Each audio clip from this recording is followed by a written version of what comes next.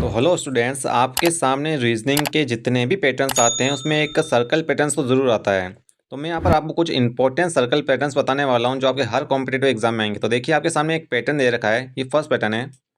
Basically आपको इसे solve करना है। तो यहाँ पे 4 है और मैं इसमें अगर एक एस ऐड कर दूँ तो इसका आंसर आएगा 5, जो कि इससे आगे वाला अंक है।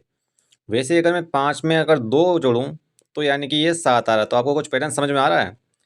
यानी कि 1+1 यानी कि दुगने करते हुए जाना है, ये दुगने करने वाला पैटर्न है। यदि 7 में 2 का दुगना कर दूं 4 ऐड कर दूं तो इसका आंसर आता है 11। वैसे ही 11 में अगर 4 का दुगना 8 ऐड कर दूं तो इसका आंसर वैसे ही बन जाता है 19। वैसे ही सिमिलरली यदि 19 में 8 का दुगना अंक यानी कि 16 ऐड कर देता हूं तो इसका आंसर आपको निकल कर आ जाता है 35। तो यही आपका आंसर है। ये सर्कल पैटर्न काफ़ी टिपिकली होता है। अब देखिए, एक और नेक्स्ट पैटर्न है आपके लिए जो कि काफ़ी ज़्यादा इंपॉर्टेंट होता है, क्योंकि काफ़ी ज़्यादा बच्चे इसमें कंफ्यूज हो जाते हैं। तो देखिए, आपके सामने एक पैटर्न दिख रखा है, इसमें 2 3 4 5 5 ये पैटर्न दिख रहा है। आप यहाँ पे 5 5 आ रहा है तो आप यहाँ पे कंफ्यूज हो जाएंगे कि इसमें पैटर्न में करना क्या आखिर। तो बहुत ही आसान है, सिंपली सॉल्व करेंगे लेकिन कतई आराम से। तो देखिए, अब आपके सामने पैटर्न है और साइड में कुछ आंसर दे रखे हैं। तो सबसे पहले मैं 2 को अगर सामने देखूँ तो यानी कि 5 5 यानी कुछ कंक्लूजन तो बन ही रहा है।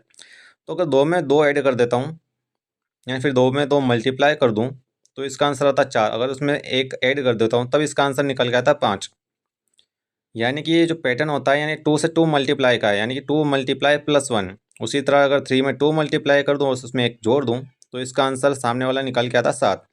उसी तरह 4 में 2 का मल्टीप्लाई करके उसमें 1 ऐड करना पड़ेगा, यानी कि उसके सामने का आंसर सिमिलरली 5 को 2 से मल्टीप्लाई करके उसमें 1 ऐड करना पड़ेगा। तो यहाँ पर आपका आंसर निकल के आता है 11। कितना टिपिकल पैटर्न है। वैसा ही एक और टिपिकल पैटर्न, अगर आपको मल्टीपल सर्कल्स में अगर दे दिया जाए तो आप कभी कर ही नहीं पाओगे, क्योंकि इनमें काफ़ी ज़्यादा ट्रिकी और मेथड्स क्वेश्चन होते हैं। तो इनको सॉल्व करते हैं। देखिए, आपको कुछ 3 सर्कल्स है और तीनों सर्कल्स में पैटर्न तो बन ही रहा है। तो पैटर्न किस तरह का है देखते हैं, सॉल्व करते हैं। तो सबसे पहले आप फर्स्ट वाला पार्ट ले लीजिए और सेकेंड वाले को आंसर चाहिए और थर्ड वाले आपको मिलाना है। यानी क्या करना पड़ेगा, देखिए मैं 5 से अगर 3 को या फिर 2 या फिर 1 या कर मल्टीप्लाई कर दूँ, यानी 5 से 2 को मल्टीप्लाई करता हूँ 10 और 3 को 1 से, तो यहाँ पर इसका आंसर आ रहा है 13।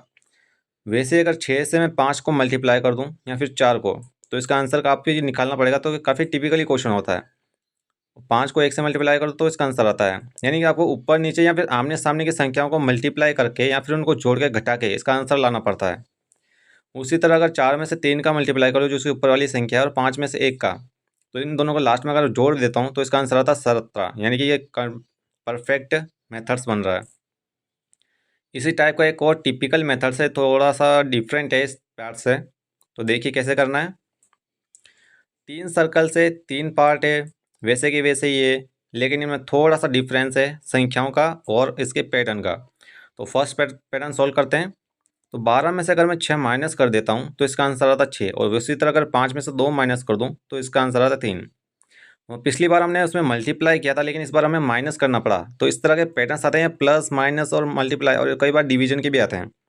सेकेंड पैटर्न में 8 में से 4 माइनस करो, 10 में से 6 माइनस करो और दोनों को जोड़ दो। उसी तरह थर्ड पार्ट का आपको आंसर निकालना है। 7 में से 1 को माइनस करो और 4 में से 3 को, और उनको जोड़ना है। तो ये आपका आंसर निकल आएगा प्लस। तो इसी तरह मल्टीप्लाई करके, जोड़ के, घटा के या फिर क्रॉस मल्टीप्लिकेशन करके आपको इनके आंसर्स लाने पड़ते हैं। काफ़ी टिपिकल क्वेश्चन है और काफ़ी ज़्यादा इजीली भी। तो आप वीडियो लाइक करें तो सब्सक्राइब करना और